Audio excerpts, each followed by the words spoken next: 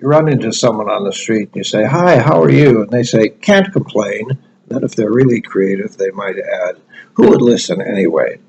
I love complaining. I think it's normal, it's healthy, it's necessary, and it's right up there with breathing, sleeping, eating, sex, and playing sports.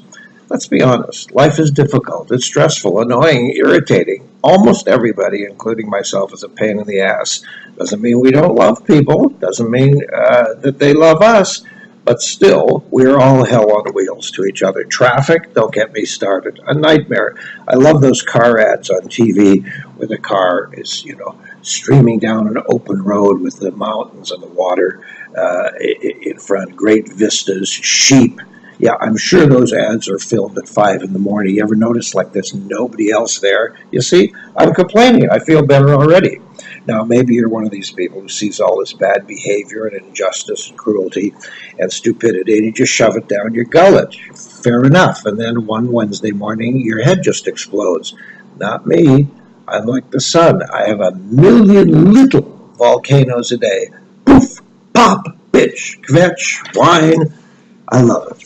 When the Buddha came along, the Buddha that we now know as Buddha, there were all kinds of prophets running around saying that, life was wonderful, it was beautiful, and these guys were all committed to wearing rose-colored glasses. And the real Buddha said, "Wait a minute, are you folks kidding? Are you pulling my leg? Life is pain and tragedy. Get with the program, fools. Learn how to face the music, and then you can dance." That's one of the things I love about being a Jew.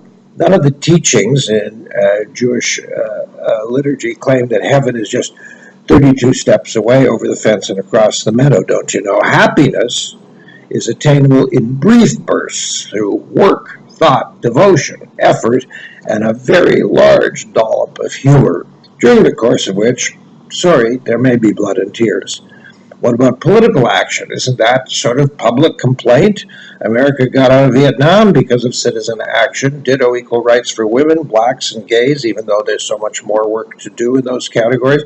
You think the people in Washington, Ottawa, London, and Berlin are always on the lookout for ways to improve your sorry lot? They could care less. They write and sign the new legislation only when the crowd noise becomes unbearable.